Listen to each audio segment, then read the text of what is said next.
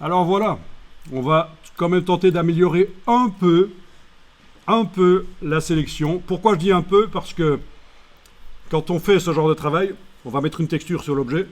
On n'est pas certain que ça vaut la peine de passer du temps à faire une sélection nickel. Et on va d'abord voir ce que ça donne quand la texture sera là. Et après, on va la faire vraiment nickel si ça vaut la peine, si le résultat est bon.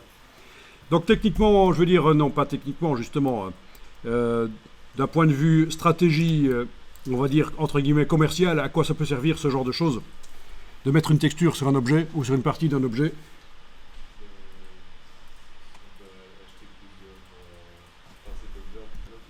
Eh oui, exactement. Montrer cet objet dans un catalogue en plusieurs déclinaisons, voire même faire de l'impression à la demande, pourquoi pas, hein, parce que ça se fait. Une fois que les pièces ne sont pas encore assemblées, on peut peut-être faire un motif spécial, imaginons. Mais aussi, dans un contexte de recherche de design, on peut se servir de ça pour rapidement montrer, tiens, voilà, avec tel motif, ce que ça donnerait, notre objet qu'on vend, notre aspirateur. Est-ce que lesquels on va développer, lesquels on va réellement mettre en rayon. Donc ceux qui sont allés dernièrement, ces dernières années, dans un magasin, dans le rayon pour les femmes, là, où il y a les objets ménagers. Non, je rigole. C'est une blague. Hein.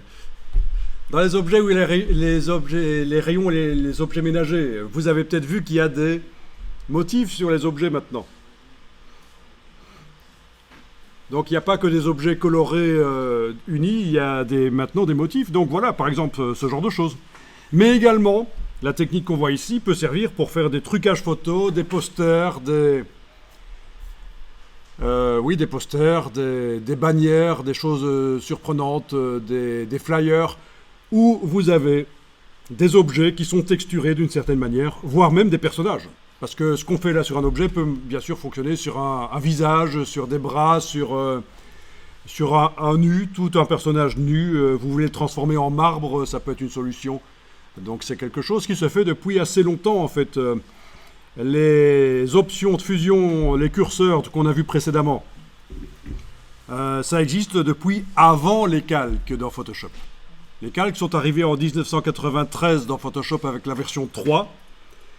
Et avant, il n'y avait pas de calque, mais il y avait ce qu'on appelait une sélection flottante. Et c'était un calque temporaire. Et ça avait déjà ces options de fusion.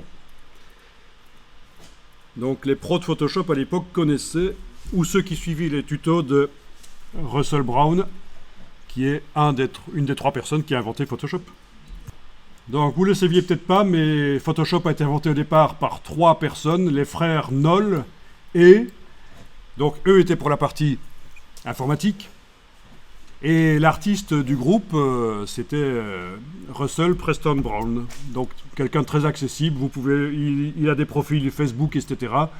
Et là, il est plutôt dans les drones, dans les photos par drone, les photos de nuit aussi. Il fait différentes choses. Donc c'était la partie artistique dans les années 80 chez Adobe. Donc petite parenthèse, il faut quand même rendre un peu hommage aux gars qui ont fait les logiciels qu'on utilise. Bien, alors, on va améliorer rapidement la sélection. Une méthode, ce serait de prendre par exemple le lasso libre, pas les autres lassos, le lasso libre, et il y a des trous dans la sélection ici. Avec la touche Shift, la touche majuscule enfoncée, on pourrait tenter d'entourer les choses pour ajouter à la sélection. Donc on enlève les trous avec la touche Shift et le lasso en entourant. Ne le faites pas sur tout, parce que je vais vous montrer une autre méthode. Non, je veux dire, ne le faites pas sur tout. Et pas ne le faites pas sur tout. Surtout ne le faites pas. Non, c'est pas ça. Enfin, vous voyez ce que je veux dire. Le français est quand même compliqué comme langue. Alors, la méthode du lasso, c'est modifier la sélection avec un autre outil de sélection. Oui, ça aurait pu être ceci aussi, éventuellement. Mais le lasso, c'est quand même plus libre pour modifier. Mais alors, l'autre méthode, et là, je viens de cliquer à côté, j'ai désélectionné, c'est foireux, je fais CTRL Z, commande Z, c'est une erreur. de désélectionner. Donc l'autre méthode, je disais, c'est de le faire au passo. Alors on va devoir stocker quelque part cette sélection pour qu'elle soit accessible avec le passo.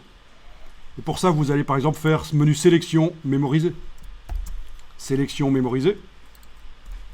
Ok, il n'y a pas besoin de se demander comment on va nommer la couche alpha. On laisse vide le nom.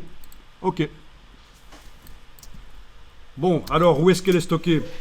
Ceux qui connaissent un peu Photoshop déjà.